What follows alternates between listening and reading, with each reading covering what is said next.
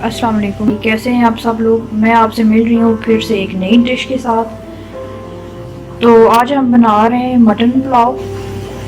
तो चलें इसकी रेसिपी आपसे शेयर करते हैं। सबसे पहले मैंने मटन ले लिए। 1.5 किलो मटन था जो कि मैंने बॉईल किया है। दालचीनी, लौंग और काली मिर्च डाल के, नमक भी डाला है। और मैंने ये 1.5 किलो ही चावल लिए हैं जो कि मैंने भिगो लिए पानी में अच्छे से धो के। 3 मीडियम साइज के प्याज लिए, 2 टमाटर हैं और 2 खाने के चम्मच लहसुन अदरक का पेस्ट है। देखिए ड्राई स्पाइसेस मैंने दड़ा मिर्च यूज की है, लाल मिर्च है, सूखा धनिया, सूखा जीरा, साबुत जीरा और दालचीनी का 2 पीसेस है मेरे पास जो 1-1 इंच के। 10 से 12 काली मिर्च है, 1 मोटी मिर्च है और काली मिर्च आधी टीस्पून है। ये जो है ये मिर्च और ये दालचीनी वगैरह मैंने इसलिए कम यूज की है क्योंकि मैंने बॉईल करते हुए भी डाली थी, इसलिए पूरी तादाद नहीं डाल रही, आधी बॉईल करते हुए डाली थी। और नमक हस्बे जायका। तो चलो रेसिपी स्टार्ट करते हैं।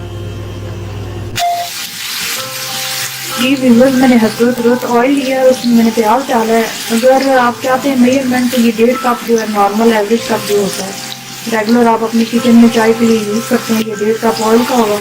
ये मैंने डाला और इसमें मैंने प्याज डाला है। गोल्डन ब्राउन करूँगी प्याज को और फिर इसमें लहसुन अदरक का पेस्ट डालूंगी। जी प्याज हमारा ब्राउन हो चुका है, इसमें लहसुन अदरक का पेस्ट डालेंगे और उसको भूनेंगे। जी लहसुन अदरक हमारा ब्राउन हो चुका है। अब हम इसमें टमाटर डालेंगे और साथ थोड़ा थोड़ा पानी शामिल करेंगे ताकि टमाटर गल जाए। जी व्यूअर्स, मैंने इसमें टमाटर डाले हैं और टमाटर में भून रही हूँ। अब मैं इसमें जो सारे मसाले थे वो मैं डालूंगी और उनको भूनूंगी। जी मैंने सारे स्पाइसेस ऐड कर दिए, इनको भून भी रही हूँ। जब ये भून जाए तो इसमें मैं गोश्त डालूंगी और उसको भूनूंगी। ये आप अगर चाहें ज़्यादा स्पाइसी खाना चाहते हैं तो ग्रीन चिलीज डाल दें या ब्लैक पेपर, रेड पेपर और डाल दें। लेकिन अगर आप मीडियम चाहते हैं तो ये सारे स्पाइसेस मीडियम टेस्ट के लिए इनफ होंगे।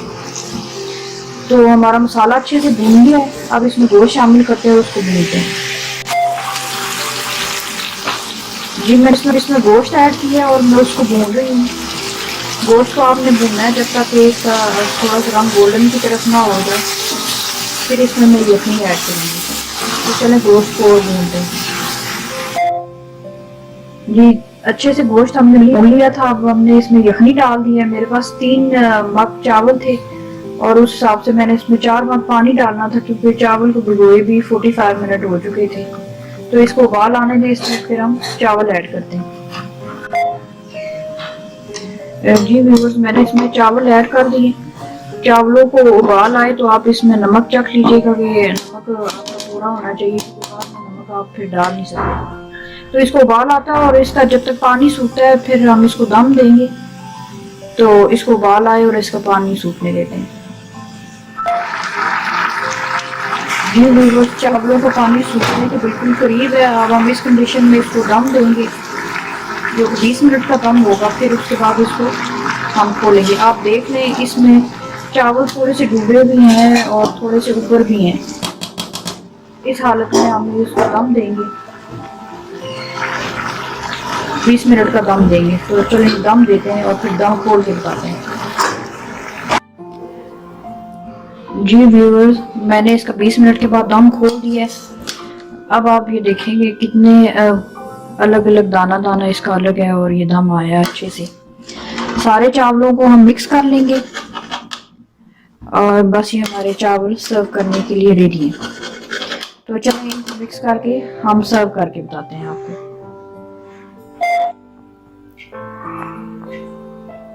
जी व्यूअर्स, हमने देखें अपना पुलाव जो है ये सर्व कर दिया है। बहुत ही देखें मज़ेदार और खिला हुआ पुलाव बना है। इसको आप चटनी के साथ और क्रश सैलेड के साथ या रायते के साथ आप सर्व करें और एंजॉय करें। उम्मीद करती हूँ आपको हमारी आज की रेसिपी पसंद आई होगी। दुआओं में याद रखिए हुए, कमेंट बॉक्स में अपनी राय से ज़रूर आगाह कीजिएगा। अल्लाह हाफ़िज़।